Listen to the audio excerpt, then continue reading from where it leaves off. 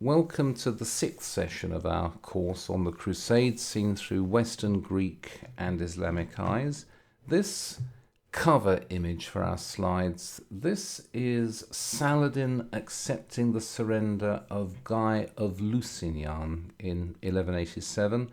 It's by an artist called Said Tahsin, who died in 1985, and it's in the Damascus Museum. So this is a representation by a reasonably modern Islamic artist of the fall of the first kingdom of Jerusalem. There you can see Saladin sitting on his raised throne and Guy of Lusignan, who is paying homage to Saladin, which is not surprising since Saladin did spare his life. But this is a great event in Islamic history. They regard this as one of their great successes, and in Europe, of course, for those people who still think about the Crusades with any kind of party spirit, it is regarded as a terrible defeat. But there's no doubt that it was a great and critical event in the medieval history of the Near East. It seemed indeed for a while to have wiped out all the gains of 1099 and the first 20 years thereafter, though it turned out not at all to be the end, but it is a punctuation mark of some kind. Indeed, it's not so much the end of a sentence or the end of a paragraph as the end of a chapter or even the end of a volume, because although there was after this a second kingdom of Jerusalem, it was never the same as the first kingdom of Jerusalem. It was never quite the kingdom of Jerusalem as established in and around 1100. Let's move on to look at the summary of events. The first kingdom of Jerusalem, I haven't called it that on the slide, but I'll call it that now. The first kingdom of Jerusalem was for the most part a very ably governed state. You have this series of monarchs who are members of the same family. Baldwin the First, 1100 to 1118, he turns the conquest and the occupation of Jerusalem into a solid monarchy. His daughter Melisande, 1131 to 61, she was a capable and popular administrator who managed both her husband and her son so that she was, during her lifetime, the effective power in Jerusalem, and she held the kingdom very well together. Baldwin III, 1143 to 62, he conquered Ascalon in 1153, a very important achievement, rather late in the history of the kingdom, but a very important achievement. And when we come to the map, I'll show you exactly what it means, but if you'll believe me for the moment, I'll tell you that Ascalon is of great importance on the southern borders of the Kingdom of Jerusalem. If you control Ascalon, then in some degree you can defend your kingdom against any attack coming up from Egypt in the west. Amalric I, 1163 to 74, a very skilled diplomat. So for the first 75 years, for the first 3/4 of a century of the Kingdom of Jerusalem, it was a well-governed monarchy, able to defend itself against its enemies, and indeed able to take an active and integrated part in the politics of the Near East. Indeed, we can even say that, looked at from the perspective of 1174, the death of Amalric, the Kingdom of Jerusalem is a solid and permanent presence in the Near East. It may go through periods of weakness and periods of strength, but it is an established fact in the politics of the region, and it is necessary for all the other powers in that region to take account of the Kingdom of Jerusalem, whether they unite against it or, more often, whether they unite with it. It is something to be taken into consideration, and imagining a world, imagining a Near East in which there is no Kingdom of Jerusalem is rather difficult. It's rather like it is for us. Whether you like or dislike the European Union, it is a solid established fact that must, in all calculations of foreign policy, be taken into consideration.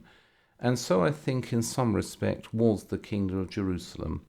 It is a kingdom with extensive toleration of the subject nationalities and the subject religions. You can push this too far, and I wouldn't advise doing that. This was not anything approaching a modern state where religion and nationality are of at best limited importance. This was a confessional state. It was ruled by Catholic Christians, by French-speaking Catholic Christians, but there was extensive toleration of other nationalities and other faiths. You can take it as a series of concentric circles.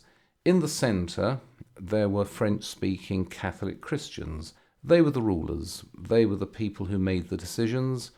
Just outside that circle, there were all the other Christian denominations within the kingdom. There were Greek-speaking Orthodox Christians.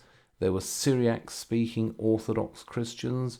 There were various non-Orthodox Christian groups. Beyond that, you have the wide but unknown circle of the Islamic minority or majority. We're not quite sure what was the majority within this kingdom, but although Muslims were not formally allowed to pray in Jerusalem, in practice they seem to have done.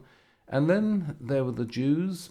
And we don't know as much as we might wish about the Jews in the Holy Land at this time, but it does seem that after the initial usual massacres, they were tolerated, and there is even some evidence for immigration of Jews from Europe to the Holy Land.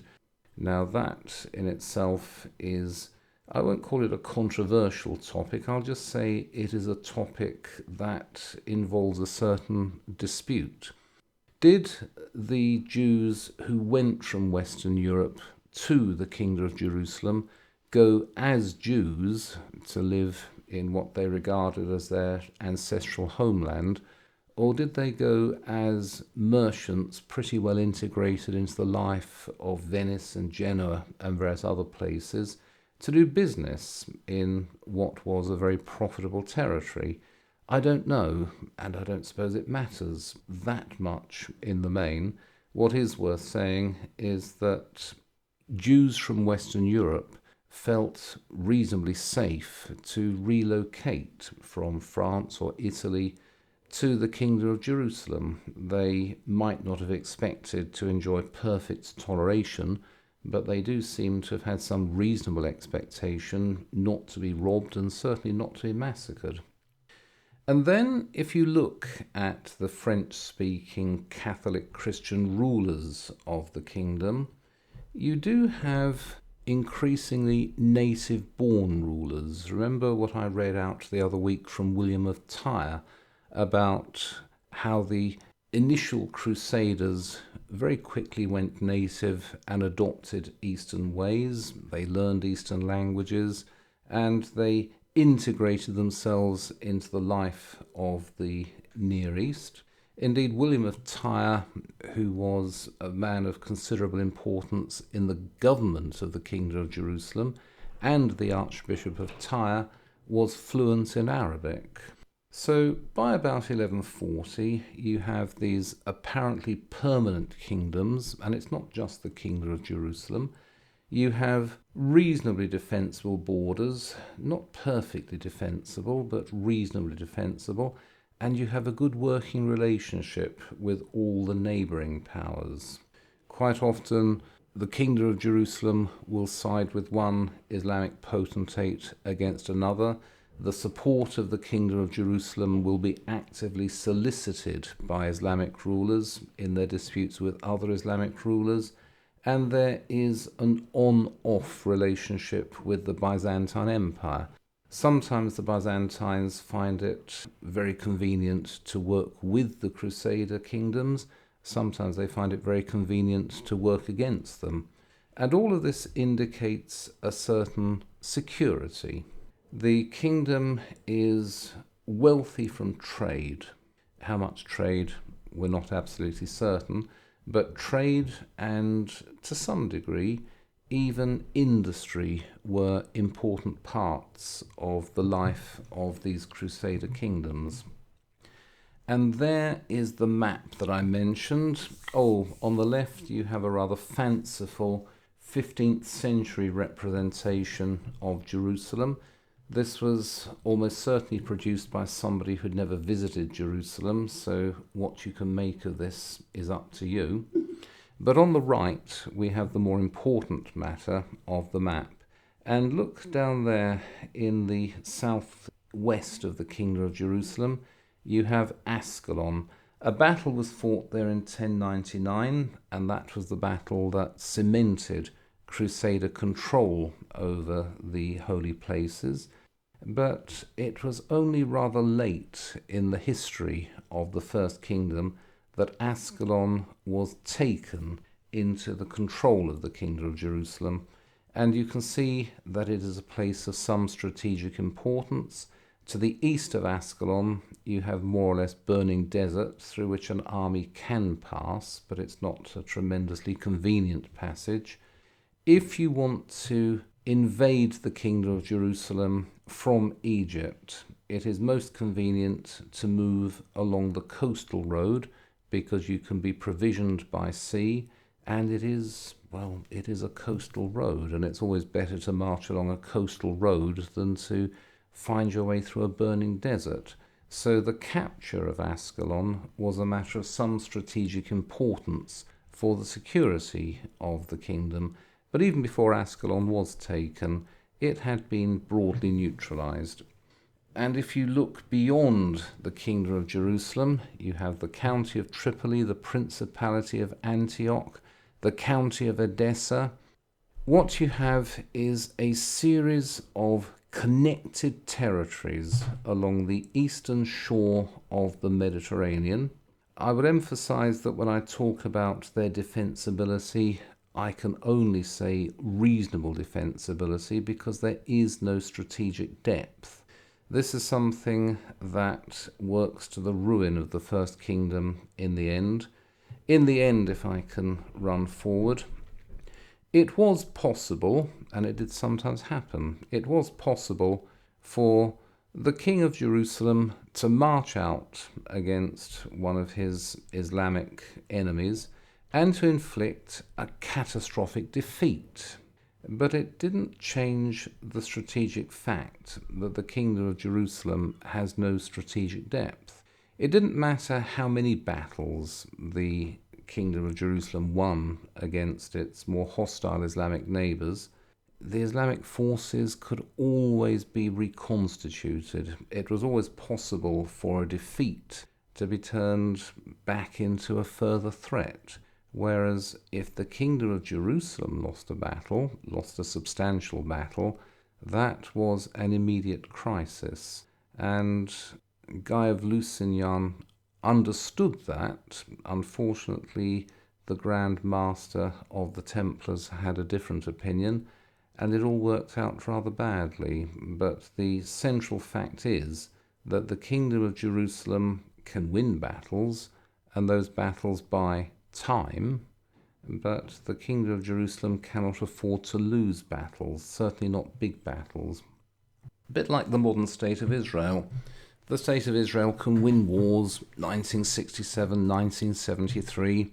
It can take bits of territory, it can firm up its borders, it can build walls, it can have the best military in the region, but that doesn't change the strategic fact that it is surrounded by at least potentially hostile powers, and it doesn't matter how many wars or battles the modern state of Israel wins. If it loses a war, that's the end of Israel. And that was the situation faced by the Kingdom of Jerusalem and by the other Crusader states or Crusader kingdoms. But let's move on. Let's look at the nature of the threats to the Crusader kingdoms.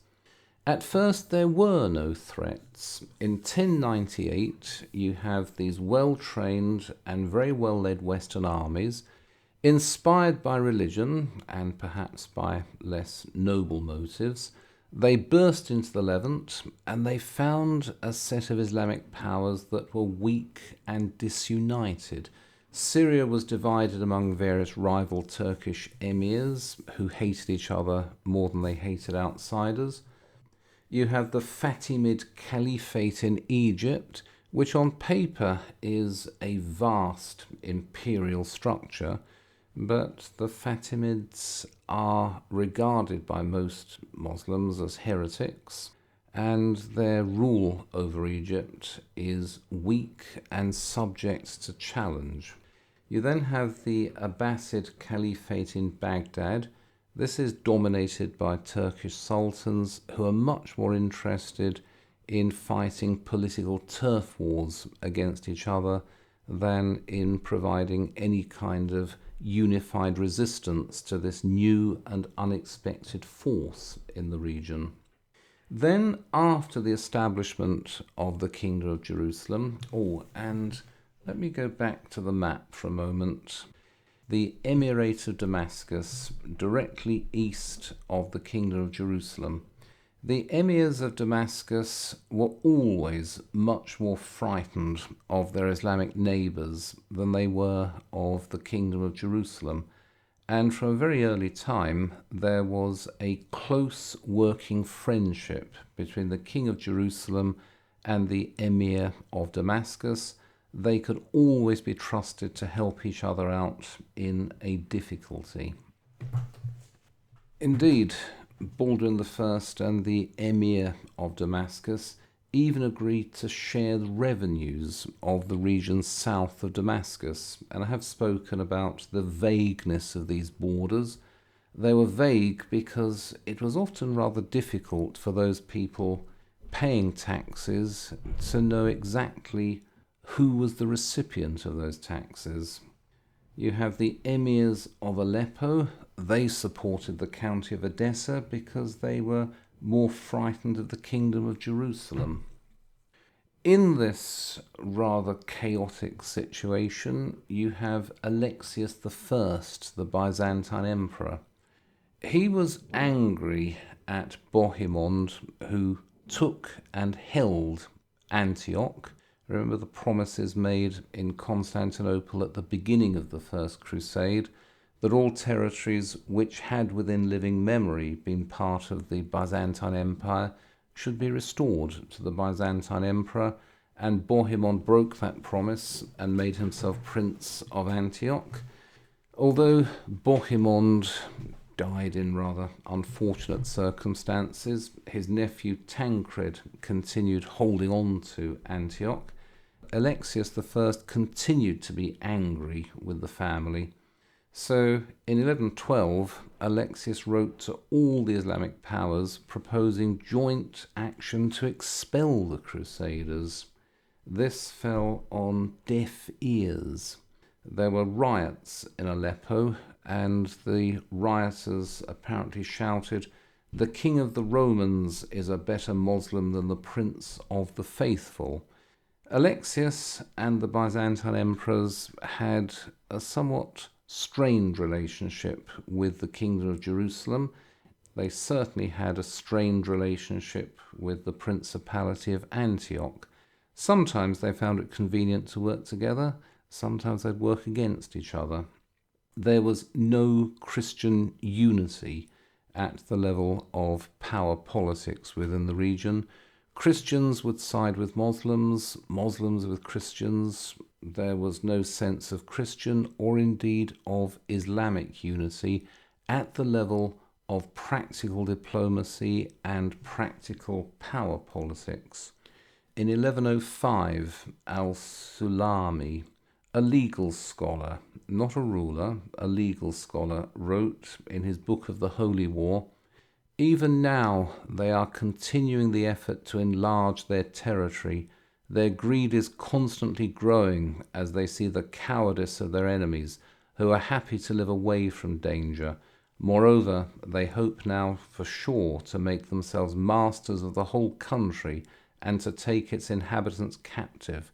Would to God that in his goodness he would frustrate them in their aspirations by re-establishing the unity of the Moslem community. In 1105, that was a fanciful wish. There was no chance in the foreseeable future of a united Islamic response to the fact of these new Crusader kingdoms. But this is a short-term situation. In the early part of the 12th century, the Islamic powers in the Near East were weak and disunited. But this is not something that would continue, and by about the third decade of the 12th century, you do see the beginnings of an Islamic fight back. You do see the various Islamic powers in the region begin to pull themselves together.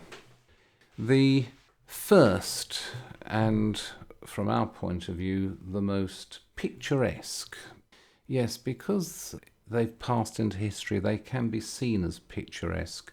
The first and the most picturesque evidence of an Islamic revival is in the growth of the Order of Assassins. This has a rather involved history, and I won't go into it, but you start out with a sect within Shiite Islam. Islam is divided broadly into two groups. You have the Sunni majority and the Shiite minority. Shiite Islam itself is divided into numerous sects, and some of these are regarded as so exotic that many people do not regard them actually as Muslims. It's difficult to compare Islam with Christianity, but you can regard Sunni Islam as the Roman Catholic Church, a fairly unified branch of the religion with an agreed set of doctrines, and you can regard the Shiites as Protestants. The Shiites may have denominations within themselves which correspond to respectable mainstream churches like the Church of England or the Lutheran Church in Germany. And then you have a vague shading out to the extremes. Within Protestantism, you have the Westboro Baptist Church in America, who are generally rejected by all the other mainstream churches as not a serious Christian church, though they regard themselves as the Christian church. And so it is within Shiite Islam. You have all of these rather exotic splinter groups at the fringes who are regarded by other Muslims as unbelievers, or at least as heretics, but who regard themselves as perfectly mainstream within their religion. Indeed, they regard themselves as the only Orthodox Muslims. And one such group emerged as the Order of Assassins, a small minority within a minority without an agreed territory.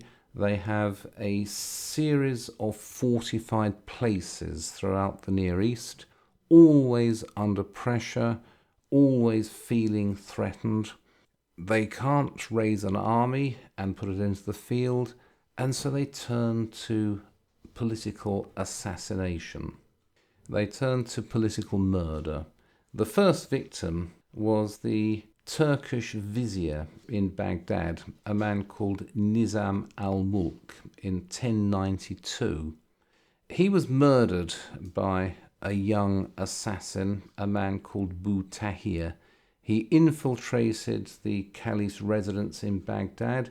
He dressed himself as a Sufi mystic. No one regarded him as any kind of threat. He was a harmless enthusiast, a man of great holiness, sometimes respected, sometimes mocked, until one day, when the time was considered right, he pulled out a knife and stabbed the vizier to death, blood everywhere, And then, having done this, he waited patiently to be arrested and taken off for punishment. And this was a new model of warfare. Fanatical young men, able to work for long periods under cover, and they always killed with a dagger, facing their victim, and then when they were arrested, they were able to face the most horrible tortures. It may be that you take a young man into your inner circle, and for many years he is your most faithful retainer. He may even have saved your life on a number of occasions, but then one day, when the time is considered right, he will pull out the dagger and cut you to pieces, looking into your eyes all the time. It's a terrifying prospect, isn't it? And over the course of the 12th century, the assassins became a feared presence throughout the Near East. They killed caliphs, they killed viziers, they killed generals and emirs, they killed urban and religious leaders. They also killed Conrad, Marquis of Montferrat and King of Jerusalem in 1192. I will come to that next week. There is some question as to who procured the murder of Conrad. Was this the entire responsibility of the assassins? Maybe it was an assassin who killed him. Or were the assassins put up to this by somebody else? The finger points most firmly at King Richard of England, who wanted Conrad out of the way and who enjoyed a solid and material benefit from his death. Indeed, when Richard was arrested on his way back to England from the Holy Land and held in Austria, he was put on trial for the murder of Conrad, and apparently a letter was sent from the head of the Assassin's Order saying, "Oh no, King Richard of England had nothing to do with this. We did this all by ourselves, so better not hold that against him. We did it." Something we must bear in mind is that the majority of victims of the assassins were other Muslims. Christians were a side issue as far as they were concerned, but they can be taken as the first evidence of an Islamic revival after the very low point of 1099. Oh, here we have some further information about the assassins. On the right, you have an image by Gustave Doré. Edward I kills his attempted assassin. This is in the 13th century. An assassin broke into his bedroom and Edward had to fight him off. This is during Edward's own crusade. Then we have this from Marco Polo around 1300, and I know there are questions about who wrote the travels of Marco Polo, but I don't want to go into those. The story is far too good to be questioned. He, that is the head of the Assassin's Order, he kept at his court a number of the youths of the country from 12 to 20 years of age, such as had a taste for soldiering. Then he would introduce them to his garden, some 4 or 6 or 10 at a time, having first made them drink a certain potion which cast them into a deep sleep, and then causing them to be lifted and carried in. So when they awoke, they found themselves in the garden. This secret garden was a paradise beyond all fantasy. On its green slopes ran thin streams of wine, milk, and honey. Wonderful aromas filled the air. Gorgeous maidens were brought in to entertain, and you can imagine what kind of entertainment. When therefore they awoke and found themselves in a place so charming, they deemed that it was paradise in very truth. So when the old man would have any prince slain, he would say to such a youth, "Go thou and slay so-and-so, and when thou returnest, my angel shall bear thee into paradise, and shouldst thou die, I will send my angels to carry thee back into paradise." We don't have to believe this, though I prefer to, but the idea is that these young men were taken in, they were trained in a course of religious fanaticism interspersed with lots of sex and hashish. They were then sent out to murder whomever they were directed to murder, and their training would equip them to suffer the most terrible tortures with a smile on their faces, and they would die with their lips sealed. Whether or not this account by Marco Polo is fantasy, or whether it contains a substantial portion of the truth, is perhaps less important than the fact that people believed in this as a portion of the truth, and that made the assassins all the more terrifying. However, let's turn to the more substantial Islamic response, Zengi. He was Turkish. His father was a senior official in the Sultanate of Mosul. He rose gradually to become the ruler of a great kingdom. His main ambition was to make himself a great man in the Islamic Near East. But you see, to become a great man within the Islamic Near East meant that you had necessarily to raise a large and expansionist Islamic power that was able and willing to take on the Crusader Kingdoms. And during his time, he first of all turned on the smaller Islamic states that surrounded the Kingdom of Jerusalem. Then he turned on the Crusader Kingdoms themselves. In 1137, he fought the Battle of Bahrain, and he crushed the Crusader army. And Fulk of Jerusalem, the husband of Melisande, had to surrender and be allowed to flee with his surviving troops. Melisande, through clever diplomacy, turned this victory to no effect, but in 1138, Zengi defeated a joint Crusader Byzantine army. He then laid siege to Damascus. He had to withdraw when the Kingdom of Jerusalem sent out a relief army. Remember that Jerusalem and Damascus were very close. Then in 1144, he turned against the county of Edessa and conquered the whole territory. And for this, let me turn back to the map. The county of Edessa is an important buffer state. It's an important protection for the Principality of Antioch. Once the county of Edessa has gone, Antioch has exposed borders. In 1145, Zengi was murdered. Many of these Islamic rulers were murdered, but by the time of his death, he'd broken the myth of Crusader invincibility. It was now conceivable that the Crusader kingdoms could be defeated and that they could be ejected from the Near East. Conceivable, not necessarily a practical reality, but it was a conceivable reality. Now, the loss of Edessa was a great shock in Europe. In 1145, Pope Eugenius III issued his bull Quantum Praedecessores, in which he repeated the call of Urban II for a crusade. Many people expected that this would bring forth the same response, but Europe has now moved on from the 1090s, and the rulers of Europe were not at all united in their response.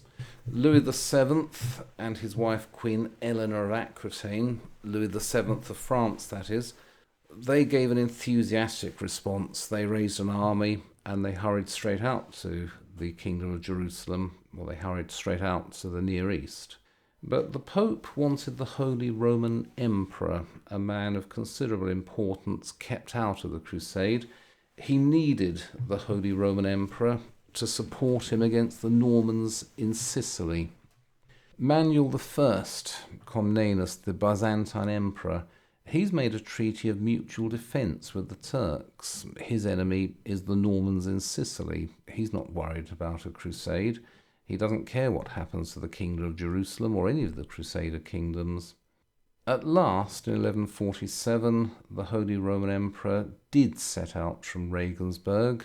He arrived in Constantinople, nagged his fellow emperor into a joint war against the Turks, but the German army was annihilated outside Dorylaeum. Remember, it's the Battle of Dorylaeum that first established the idea of Crusader invincibility. 1148, a French army massacred outside Laodicea. They arrived in Jerusalem in 1148, in June 1148, but there's no chance now of retaking Edessa. It gets worse than that. Louis of France and Conrad, the Holy Roman Emperor, who turn up without effective military forces, they look at the various maps. They have no particular understanding, or at least no consideration for the political realities of the Kingdom of Jerusalem, and they bully the Kingdom of Jerusalem into an attack on Damascus, their most solid Islamic ally in the region. And the attack fails. There's nothing worse than attacking a friend than making a failed attack on a friend. And so the Second Crusade ends in disaster, or at least it ends in failure. It hasn't retaken the county of Edessa, and all it has done is to turn Damascus from a solid and reliable ally of the Kingdom of Jerusalem into a weakened enemy of the Kingdom of Jerusalem. There is a representation on the left of Raymond of Poitiers welcoming King Louis of France to Antioch. It's a rather fanciful 15th century illustration, but it fills up a gap on the slide. Here on the right, you have a map showing the Second Crusade. There's no point going into the details of who arrived where at which time, because the Crusade was a failure. It did absolutely nothing to shore up the position of the Crusader Kingdoms. Indeed, its net effect was to weaken them. Although Zengi was murdered, he was followed by his son Nur ad-Din, who consolidated his hold on Syria, and because he was able to conquer that large reddish area on the map, this necessarily turned him from a balance of power ruler, willing to ally with the Kingdom of Jerusalem against this Islamic power, and now willing to lead a coalition against the Kingdom of Jerusalem. The fact of his enormous and continuing success turned him from a balance of power ruler into a jihad warrior, willing and eager to destroy the Crusader kingdoms. And this is what he set about doing. 1149, he turned his attention to Antioch. He stripped the principality of all its outlying territories, and those territories which remained, plus the city, fell into the Byzantine orbit.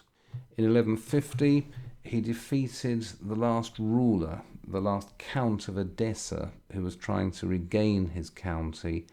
He had Jocelyn blinded and left him to die in prison. In 1154, a rather more important achievement, he took Damascus, and this ended the role of Damascus as any kind of ally of the Kingdom of Jerusalem. 1160 defeated the Prince of Antioch, Renaud of Chatillon, a man of some importance. Held him in captivity for 16 years, during which time Renaud became rather embittered, as you can well imagine.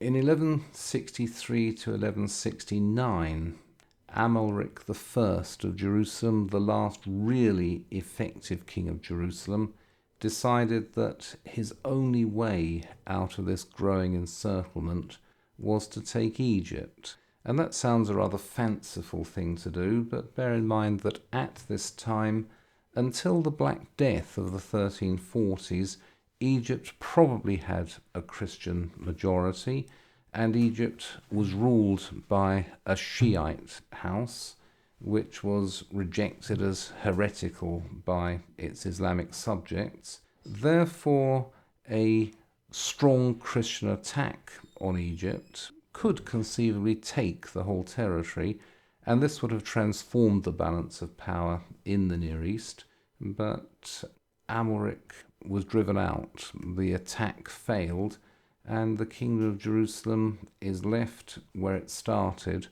squeezed from the east by a large and united Islamic power.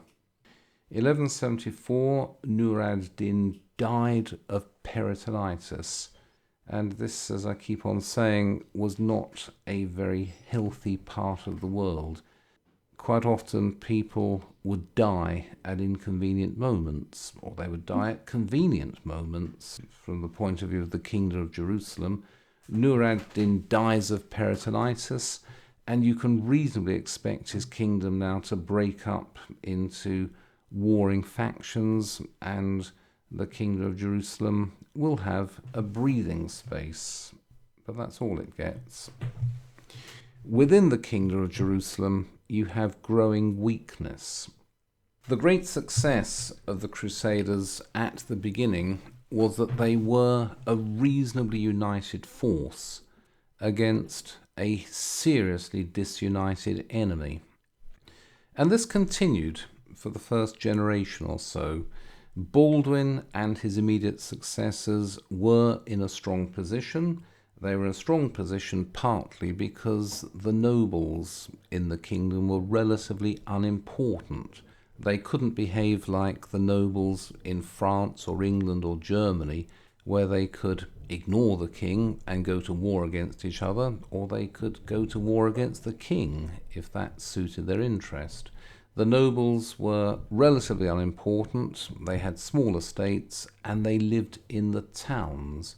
But after 1150, you have the growth of large estates and of nobles who no longer lived in Jerusalem but lived on their estates, and they could rule their lands as semi-autonomous princes.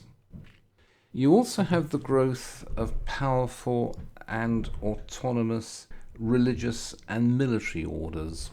You've got the Knights of St. John, the Hospitallers, who ended up in Malta. You then have the Poor Knights of Christ and of the Temple of Solomon, the Templars, a very important order.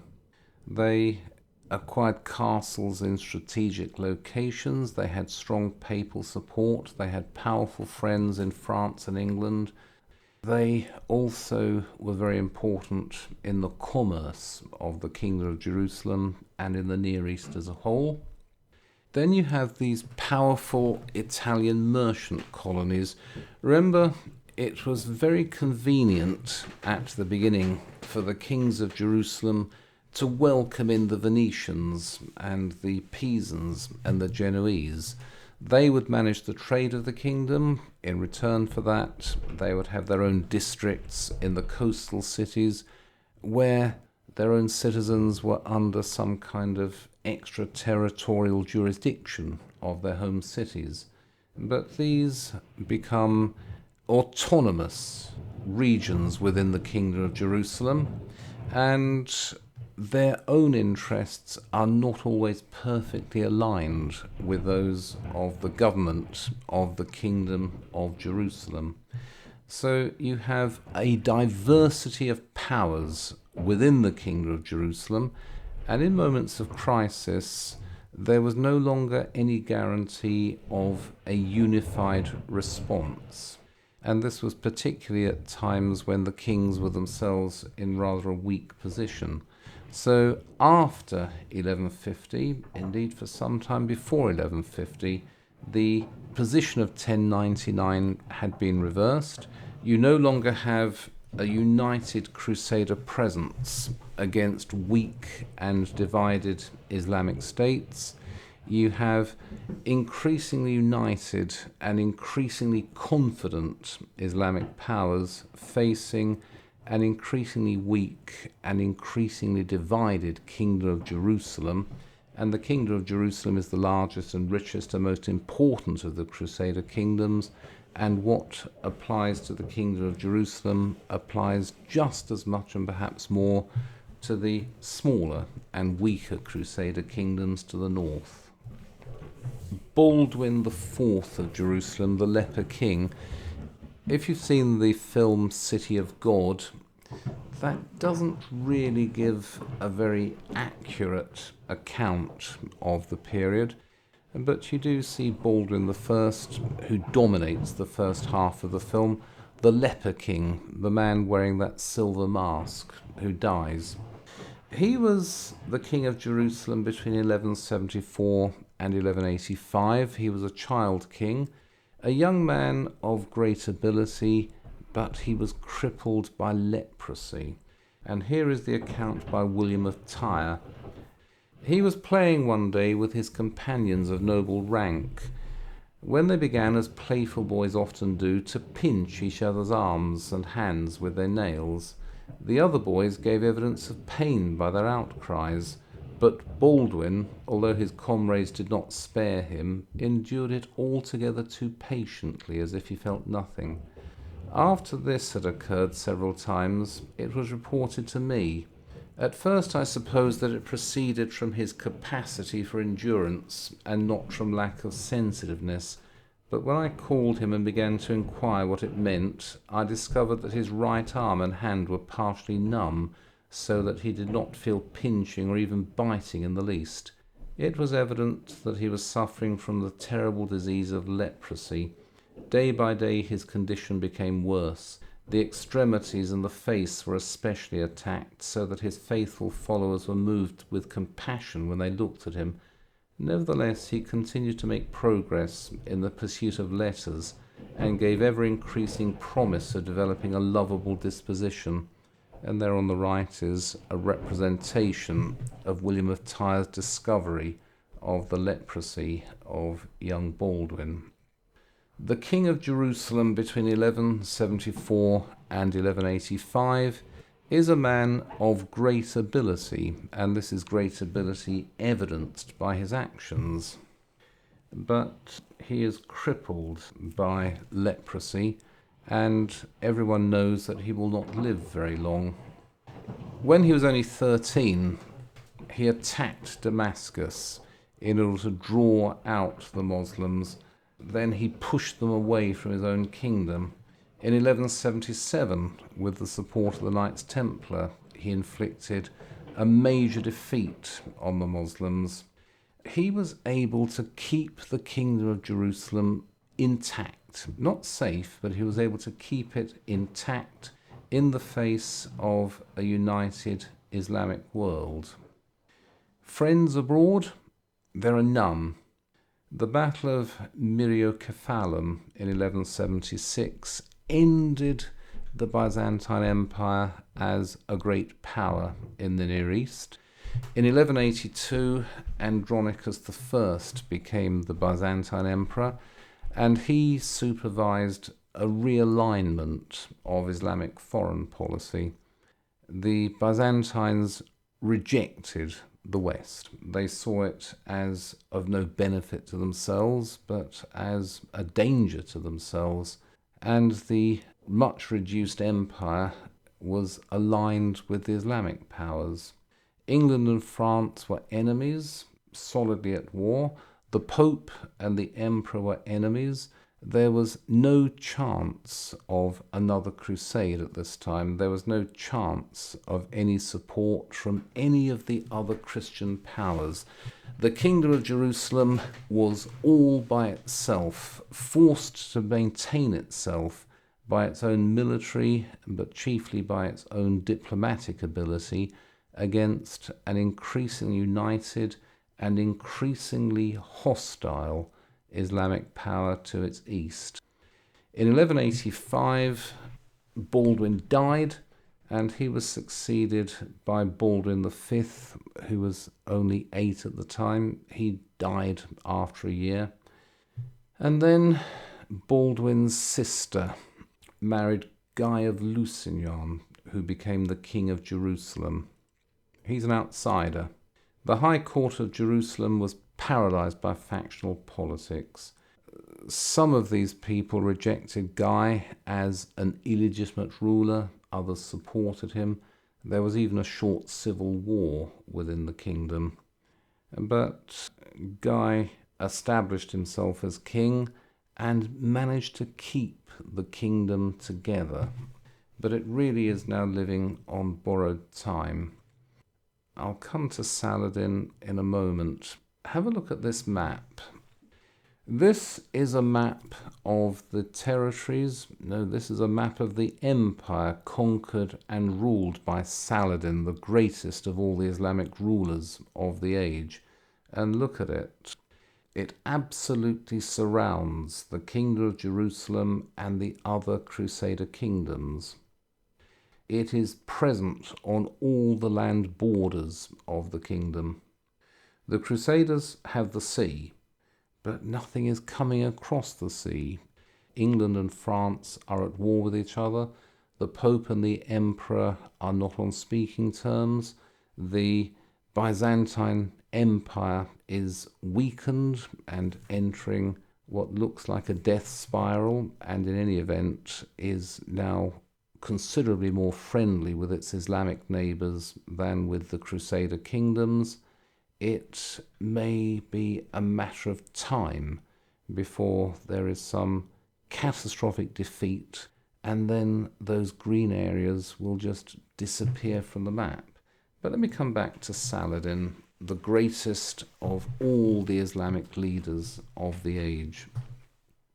He began as the effective ruler of Egypt, and he realigned Egypt from Shiite to Sunni Islam, which meant that he became an entirely legitimate Islamic ruler in the eyes of his Islamic subjects in Egypt.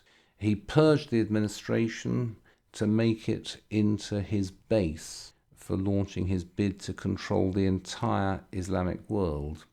After the death of Nur ad-Din in 1174, he took over the whole of Syria, and it's then that he found himself surrounding what was left of the Crusader kingdoms. In 1176, he was named by the Caliph in Baghdad, a man of largely ceremonial importance, but of some importance. He was named Sultan of Egypt and Syria. In 1176 and again in 1185, there were failed attempts on his life by the assassins because they saw him as an enemy in just the same way as he was seen as an enemy by the Kingdom of Jerusalem. But after these failed attempts on his life, Saladin devoted the rest of his life to securing Islamic unity and driving out the Franks. He believed that he had been saved from these assassination attempts by the hand of God himself, and that he had been preserved for a great purpose, and the most obvious of these great purposes was taking back Jerusalem and clearing the Crusaders out of the Near East. And here is his friend and biographer, Baha ad-Din, as ever forgive my Arabic pronunciation. The Holy War and the suffering involved in it weighed heavily on his heart and his whole being in every limb. He spoke of nothing else, thought only about equipment for the fight, was interested only in those who had taken up arms, had little sympathy with anyone who spoke of anything else or encouraged any other activity. So Saladin is in control of this large red empire on the map. Saladin surrounds the green areas, the Crusader kingdoms, on every side from land. Saladin believes that he's been preserved by God for the great purpose of bringing these green areas to an end, and he has the means of doing it. Baldwin the Leper King fought with him, fought very capably, inflicting military defeats on him, neutralizing him diplomatically, but Baldwin is a man who will not last for long, and he's fighting a losing war. When he dies, an 8-year-old boy takes his place. When he dies, his place is taken by Guy of Lusignan, a man not regarded by the established interest groups in Jerusalem as an entirely legitimate ruler. From now on, it is a matter of time. And here is the disaster. Reynald of Chatillon, the former Prince of Antioch, who is a great landowner within the Kingdom of Jerusalem, Guy falls out with Reynald, and Reynald retires to his lands in the east, and he decides to turn to banditry as a means of enriching himself. He ignores a royal order to stop from this brigandage and to make restitution, until one day he attacks a caravan of Islamic pilgrims and kills the sister of Saladin himself. Saladin, who is quite capable of ignoring any number of slights if it suits his purpose, finds that it does entirely suit his purpose to profess outrage at this act. So, despite the fact that Reynald is a bandit, he has been expressly commanded by the King of Jerusalem not to continue in his ways. Saladin declares war on the Kingdom of Jerusalem, and his first great move against the kingdom was to lay siege to the city of Tiberias on the Sea of Galilee. At this point, Guy, the King of Jerusalem, has a strategic choice to make. He can allow Tiberias to fall, which will severely weaken the strategic position of the kingdom, or he can march out with the largest army he can put together and try to defeat Saladin. And now we come to the point that I made earlier. The Crusader Kingdoms, or perhaps let's focus on the Kingdom of Jerusalem itself. The Kingdom of Jerusalem is now living on borrowed time. It is possible, as happened in the time of Baldwin the young Leper King, it is possible for the King of Jerusalem to march out and to inflict a crushing defeat on his Islamic enemies. It doesn't mean anything, because another Islamic army can be put together and come back to see if it will get better luck. But if the King of Jerusalem loses a battle, if he loses a big battle, that endangers, or perhaps it even condemns, the entire kingdom to destruction. Guy has no choice but to march out at the head of a large army, but he doesn't have to give battle. But on the 5th of July 1187, Guy is pushed into giving battle at a place called Hattin. He was pushed into it by the head of the Knights Templars. He was pushed into it by the nobility in the Grand Court. He was pushed into it by the ruling class of the kingdom. Guy is a man with limited legitimacy, and he feels the need to legitimize himself by gaining a great victory against Saladin. But the Battle of Hattin goes solidly against Guy, and it is a total defeat. Guy himself is taken prisoner. The Crusaders, as was now the custom, had marched out from Jerusalem carrying the relic of the true cross, which would surely secure their victory, but they're defeated and the true cross is taken by Saladin. This is not a disaster, this is a catastrophe. Saladin has taken the King of Jerusalem and destroyed his army, and Saladin has all the Templars and all the Hospitallers killed. Reynald of Chatillon, he suffers a most unpleasant death. The story is this. When Guy of Lusignan and Reynald of Chatillon were taken before Saladin, Saladin passed a cup of water to Guy, and this, according to the Islamic view of warfare, was clear evidence that Saladin had every intention of sparing the life of Guy of Lusignan. Guy passed this cup to Reynald, who was somewhat more in need of a drink of water, and Saladin stopped him, saying, "No, I gave the water to you, not to this man." He then dragged Reynald of Chatillon out and beheaded him with his own hands. And there is a somewhat later representation of this act of execution. According to Saladin's biographer, he ordered that they should be beheaded, that is, the Templars. He ordered that they should be beheaded, choosing to have them dead rather than in prison. With him was a whole band of scholars and Sufis and a certain number of devout men and ascetics. Each begged to be allowed to kill one of them, and drew his sword and rolled back his sleeve. Saladin, his face joyful, was sitting on his dais. The unbelievers showed black despair. Saladin has rather a good reputation, a bit of a gentleman, a good friend of Richard of England, and there are many jolly stories of Saladin and Richard. They never met, but they corresponded. Saladin often behaved rather better than he needed to, but even so, he was perfectly capable of ordering or committing with his own hands the most terrible war crimes, or war crimes as we would regard them. But we shouldn't judge people in the 12th century by our standards. What happens next? What happens next is an almost total and immediate collapse.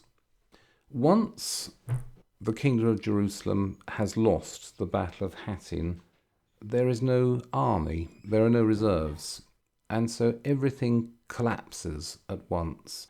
On the 10th of July 1187, Acre falls to Saladin. On the 4th of September 1187, Ascalon falls. On the 2nd of October 1187, Jerusalem itself falls. It was Saladin's plan to massacre the entire Christian community in Jerusalem. However, the commander of the garrison of Jerusalem, Balian of Ibelin, he decided to issue a threat to Saladin. The threat was this: if you persist in your promise to murder us all, before you break into Jerusalem, we will destroy all the Islamic holy places, and you'll find that you have secured a completely empty victory. You'll not be able to march up in triumph to pray in the mosque. All you'll find is a heap of smouldering ruins. Also, of course, we will massacre all the Muslims in this city before you break in. With that kind of offer put to him, Saladin decides to compromise. And the compromise was that those Christians who could would be allowed to ransom themselves and leave. Those Christians who couldn't ransom themselves would be enslaved, but at least there would be no massacre. And remember last week I was talking about the Englishwoman Margaret. Ah yes, the Englishwoman Margaret, who in the final assault on Jerusalem took part in the fighting because there were no men left, or of those men who were left to fight on the walls, there were simply not enough, and so it was necessary for everyone, women and, for all I know, children as well, who stood on the walls trying to repel wave after wave of Islamic assaults on those walls. But 2nd of October 1187, Jerusalem fell to Saladin, or Jerusalem was surrendered to Saladin, who behaved with minimal liberality. But remember, when the Crusaders broke into Jerusalem, they did not behave with minimal liberality, they behaved with maximum illiberality. So if you compare the two captures of Jerusalem, there's no doubt that Saladin comes out on top in terms of humanity. But whatever the case, with whatever degree of liberality or illiberality Saladin took Jerusalem, he took it, and by the end of 1187 there was nothing left of the Crusader Kingdoms in the Near East except the city of Antioch, and in the Kingdom of Jerusalem the cities of Tripoli and Tyre. Small coastal enclaves, themselves under close siege and with very few means of defence. So the Franks, the Crusaders, the Latins, the French-speaking Catholic Christians, they have ruled the Holy Land for 88 years. For much of that time, it seemed as if their rule was permanent, but now it's all lost. It's all gone. And the big question is, what will happen next? And that's something I'll discuss next week, when our own King Richard comes into the story. So I'll close at that point and ask if there are any comments or questions.